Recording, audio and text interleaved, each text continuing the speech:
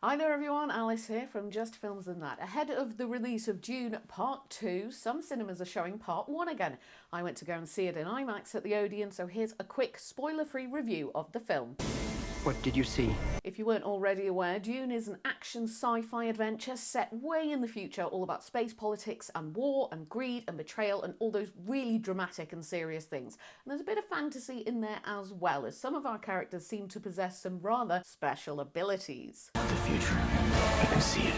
The film is based on the book by Frank Herbert, which is part of a series and is directed by Denis Villeneuve, who claims to have read the book as a child and is generally just a massive fan of the story. And I feel like you can really tell that this is the case based on the quality of the film. I had seen the film a couple of times and was already a massive fan, but seeing it in IMAX was like seeing it for the first time.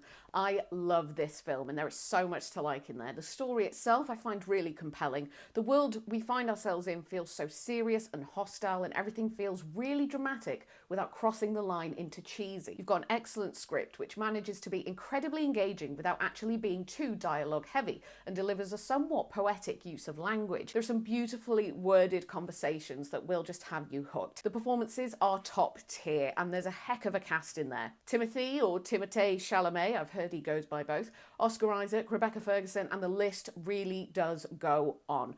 Rebecca Ferguson in particular I think deserves a special mention here. She plays Jessica, who is concubine to Oscar Isaac's character Duke Leto Atreides and mother to Paul Atreides, who is our protagonist. And she has a great way of conveying how serious a situation is using her face and her body language as opposed to her words. I feel so much depth from her. You get the impression that there's so many layers to her and there's a lot of things that she's not telling us. And she and all the actors do a thorough job of dragging you into their terrifying world very convincingly and very quickly. The whole thing looks incredible. Firstly, in terms of the landscape. So the bulk of the film is set on a desert planet called Arrakis, and it is as hostile as it gets.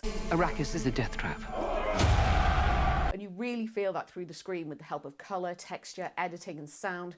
There's also a seriously impressive level of attention to detail when it comes to things like the costumes, the weapons, buildings and aircrafts, the combat, which helps to make familiar things feel really alien, and I thoroughly enjoyed this as a technique for world building. There's a real sort of experimental or avant-garde feel to the editing and some of the imagery, and instead of it feeling nonsensical or pretentious, I found it really enhanced the story and the viewing experience as a whole and contributed towards some excellent moments of tension building. And we've got Hans Zimmer providing the score, so I shouldn't have to say much more on that, but the whole soundscape of the film is ominous and imposing and at times feels both threatening and liberating at the same time. In terms of anything I didn't like, well, like I said, the main location of the film is a desert planet. Arrakis is a death trap. Where water is very difficult to come by. This means that spitting is a sign of great respect. Now, I totally understand and accept that in the world of the film, but I hated looking at it. The only other thing that is a common complaint with films that are adapted from a book, but the viewing experience is certainly enriched if you've done wider reading around the story, around the characters, or,